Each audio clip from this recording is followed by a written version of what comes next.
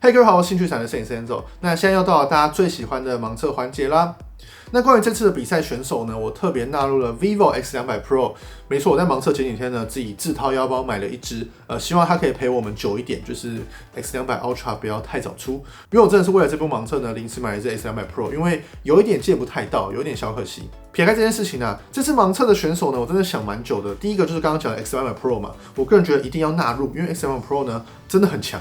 然后在第二个选手呢，我原本要纳入 Pixel 又或是 Sony， 但想了很久，其实大家都看过非常多他们的照片，所以这次呢这两只手机我先不纳入。然后我再一个纳入的呢是小米的14 Ultra， 因为小米14 Ultra 呢有1寸感光，然后它的整体的微距体验什么的也都很棒。再来呢就是 iPhone 16 Pro， 这就是算是一个标准值在啊，让大家比较好去做对比。所以今天这部影片呢，就这4只手机的盲测。那我觉得这支手机的风格呢，虽然我个人觉得还蛮明显的，但确实有些情况下真的会分不出来，因为有时候他们对于这个场景的运算方式真的会不太一样哦。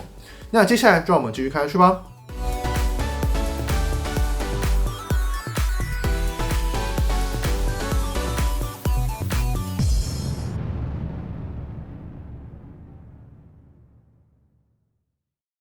那现在呢，就开始我们的盲测环节吧。那这次拍摄呢，因为天气比较不好一些，所以可能没有蓝天的部分，但还是拍了很多来给各位做参考哦。那首先看到第一张呢，算是这个美食摄影我们先看一下哪一张拍的比较好看。那这个场景下呢，我是有开启各家的人像模式去算那个假散景的部分，可以看到第一张整体来说比较平淡，然后后面的散景呢算的比较重一点。然后整体来说，我会觉得画面比较讨喜的应该会是2跟3。4的白平衡呢，就是比较偏冷一点，这个点算不错。但当下的话呢，白平衡应该是偏暖一点，会比较正确一点啦。所以这张照片我个人的话，会给3。那我们现在呢，就来公布解答第一张，3、2、1，第一张呢，竟然就选到了三星 S25 Ultra。哇，所以这个蛮让我出乎意料的。我原本觉得我会选到比较多的可能是 vivo 又或是小米啦。那这个比较平淡的呢，确实会是 iPhone 的风格。所以这张三星的这个美食摄影表现，我觉得还不错。那我们来看第二张带人像的部分，可以看到说4只手机的风格呢，真的有蛮明显的差异。然后大家可以注意一个点哦，就是说关于人脸的部分，像这个人脸的部分，感觉就有特别打光。这个的话呢，也有一点点特别的拉亮，所以这个不出意外的话，应该就是 vivo 还有小米。然后中间的话，这个呢，就是应该就会是比较保守的国际大厂啦。所以这张照片谁拍的比较好？我会觉得1有一点太饱和了，4的话的色彩，我个人比较喜欢一点。2的话呢，整体的层次感呢有一点太平了，人脸没有什么感觉。那我们就3、2、1公布解答，3、2、1，4的话是 vivo。那这边提一下 X200 Pro 的色彩，我是开它的蔡司的自然色彩所以比较不会那么的浓艳啦。所以1的话，小米这张确实饱和度有一点偏高了。这一题也算是可以看出路基的取向，而路基对人脸的这个演算幅度呢，真的会是比较讨喜一点。那我希望国际大厂或许也可以参考一下这个运算风格。那我们看一下这个场景下的人像模式的表现。这个场景呢，就是我刚刚说的有一点偏黄，然后有一点点偏绿的场景。首先我们可以看到说第3张的整体的暗部有点拉太多了，相对来说呢不是那么的好看。1跟2真的蛮像的，这两只手机真的蛮像的。这个的话呢，其实我觉得相对来说是比较自然一点点的。那你们比较喜欢哪一台呢？这张照片其实有点难选，但是就是不会选3就对了啦。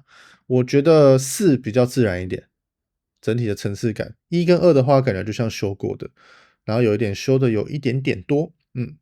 那这张照片我给4好了。那我们公布解答。4的话呢是 S25 Ultra。那其实我觉得 vivo 跟小米也拍的不错啦。这样我选这个是因为我觉得它的暗部呢算是有比较特别去做保留，但又没有像1跟2一样那么的黑。但其实我觉得1跟2也拍的很不错。那我们接下来看到这张照片呢是自拍镜头。那这4只手机的自拍镜头呢，都不是说到超级广。那我不太确定女生用户的话呢，会喜欢哪一个的自拍感受哦。那以我的立场来看的话，我会觉得1跟3把肤色拍的比较亮，是比较自然一点的。然后2的话，整体的层次感也不错。我可能会选2，因为我觉得1跟3的这个暗部拉的有点太多，我觉得还是有点层次感比较好看。那我们公布解答。1的话呢是 iPhone， 2的话呢是 vivo， 3的话呢是 S25 Ultra， 4的话呢是小米。那这个就比较看个人喜好啦。那我们来看下一个，接下来看到这张照片非常有趣哦，这张照片算是考验手机的人像摄影的极致，就是看他们的运算幅度到底哪一个算的比较好。那我们第一眼看起来呢，其实就蛮明显看得出来，透明闪这种东西呢，就是一个非常非常难以运算的东西。像第一张的这个后面呢，全部都算错，然后2、3、4呢，算是有把它算出来，算是有算出来。但透明闪背后会不会算散景这件事情呢？看起来每一个都不会算，每一个在透明闪这里呢都不会算散景啊。所以这张照片第一眼看起来呢，我会觉得说2跟4比较好看一点。那我觉得4整体来说是很有氛围感的。那这张呢，我就选4。那我们公布解答，3、2、1。1是 iPhone， 然后2是小米，3是 S20 Ultra， 4的话呢是 vivo X200 Pro。X200 Pro 呢不愧是人像之王，拍起来相当的好。那这张照片有趣一点呢，我们来放大看一下它这个雨伞边缘算的怎么样。放大之后可以看到后3只手机的这个雨伞边缘呢，都切的算干净。然后1的话呢，就是 iPhone 嘛 ，iPhone 这里呢，就是有一点奇怪，就是它不应该把它给算掉的，所以 iPhone 这个点呢有一点小可惜。接下来这张照片呢是10倍的人像，然后并没有办法使用人像模式，所以我们就看一下这个当下哪一只手机拍起来的效果你会比较喜欢。那放大之后呢，算是蛮明显看出来，应该是3的表现整体来说最好，它整体细节表现呢都最好。那1的话可以看到说，它好像有点跑焦了，好像跑到后面的雨伞的胶上，所以人脸的话呢，不是到特别的清楚。2的话呢还行，但就是没有像3一样，细节这么的好。所以这张照片呢，我给3。那4的话，这个杂讯我觉得不行。好，那我们公布解答，来3、2、1。那 iPhone 老问题啦，上一部影片也有讲过，就是这张照片已经是阴天了，就算是大白天拍摄，暗部呢还是容易有噪点，所以 iPhone 这一点呢确实要做改善。这张照片也可以得到说 X200 Pro 的这个2亿长焦到底多夸张，虽然它只有 3.7 倍，但它推到10倍之后的解像力还是这么的优秀。那我们接下来看这个30倍的表现，30倍哦。那这个顺序其实跟刚前面的是差不多的啦，所以我们可以直接公布解答。反正就是我觉得1跟3算是算的最好。那我们公布解答，3、2、1。好，那可以看到三星30倍对人像的演算，我觉得专注于人像上的话呢，是不如小米还有 vivo 的。那一样，我还觉得 vivo 的表现是最好的。小米的话有一点 AI 感的。那接下来我们到了室内场景，这算是一个非常混合光源的地方，然后这是超广角所拍摄的。那放大之后呢，可以看到其实各家手机表现都还行，但就是4的话对比度比较低一点，然后整体的画质体验我会觉得也是像1表现好像比较自然一点，这个细节的感受比较自然一点，有点难以抉择1跟2可是我觉得2的暗部细节比较多这张照片我给2好了。那我们公布解答，3、2、1。2的话呢是 S25 Ultra， 所以超广角混乱光源呢，三星处理的还不错。这张照片呢是在一个比较昏暗的环境，而且背光的情况下去做拍摄。然后我们第一眼可以看到说，第3张这个情况下，人脸的补光表现非常良好，背景呢也没有全部的炸掉。那4的话呢，就是因为它要综合整个场景的曝光度，所以人脸呢整个偏暗非常的多。那其实这个点呢不是到太好，因为我觉得应该要有一个人脸的测光功能才对。我希望这只手机之后可以改善。然后其实对于人脸测光的话呢，1、2、3都还算是有做到了。所以这张照片的话呢，我自己比较喜欢的应该是1或者是3会比较好。那我们3、2、1公布解答，3、2、1。希望 iPhone 之后的人像模式呢可以再度改善。这张照片呢算是我刻意测试这个拍剪影的感觉。然后比较有趣的就是呢，第一只手机这个它是有对人脸去做测光的，所以人脸的话亮起来，然后后面窗户呢全部过曝，然后其他3张呢在这个侧脸的情况下是不会对人脸做测光的动作，所以整体曝光度呢会让后面的这个船只看得到。所以这张照片大家就是注意一下每只手机对人脸的曝光的感受的差异啦，其实有点难选谁拍的比较好，因为其实很明显看到就是曝光风格不一样。那我们就来公布解答，3、2、1。1的话呢是小米，2的话是 vivo， 3的话呢是 iPhone， 4的话呢是25 Ultra。那接下来这张照片看到呢是超广角，并且我有开启它的高画素模式。然后我们可以注意到第一个点呢就是高光的部分，高光的部分的话1、3、4呢是有压下来的，但2的话呢是没有，但有可能是个人在这里的关系啦。那放大之后可以看到说1的锐化感受是最重的，整体这个边缘呢都很明显的有点黑边的感觉，锐化太重了。然后2跟4的锐化感受呢是比较低的，3也有蛮重的锐化感受，所以这张照片的话呢，我会给4。那我们3、2、1公布解答，3、2、1。哦，终于选到 iPhone 了。1是 vivo， 2是三星，3是小米，4是 iPhone。那我们接下来看这张，这张是5倍的人像模式。然后这张照片我要测试的重点呢，其实就是法师啦。因为那天呢风比较大一点点，所以我们可以看一下各家对于法师的运算效果怎么样。放大之后呢，算是还蛮明显看得出来。我会觉得说3的法师感受呢是最好的，再来呢后来是1，虽然这边呢有一点断掉感觉，但是1的法师也还不错，2的话也不差，但这里的话呢就怪怪的。4的话呢，其实没有到完全不能用啦，只是确实后面这些法师根呢都没有出来。那因为算散景这个东西呢，就是要越接近真实越好啦，所以这张照片呢我给3。那我们公布解答。那 iPhone 这个锐化感受呢，对人脸来说就不是一个太好的选项。那3的话可以看到说 vivo 这一颗2亿画素的长焦，加上它底比较大。那其实底比较大就有一个很大的优势，加上光圈比较大，它得到的自然的前景深呢，本来就比其他手机还要更浅。所以相对来说呢，它要把法师算出来呢，就是更简单的一件事情，因为头发跟后面的分离程度呢会更高一点。那我们接下来看到这张呢是30倍的变焦，然后这个是拍建筑物还有一些字样的部分哦。那第一眼看起来你们会觉得谁拍的比较好呢？因为等一下还会有100倍，所以我们就直接来看30倍的缩图，你们觉得谁表现比较好？那我会觉得说2的表现应该比较好一点啦，因为整体暗部也有下去，这个砖头的纹路跟这个东西的颜色呢都算是很明显。那3的话呢应该是最不好的。那我们这题呢直接公布解答，我们等一下来看100倍。来3、2、1，答案呢是三星、vivo、iPhone 还有小米。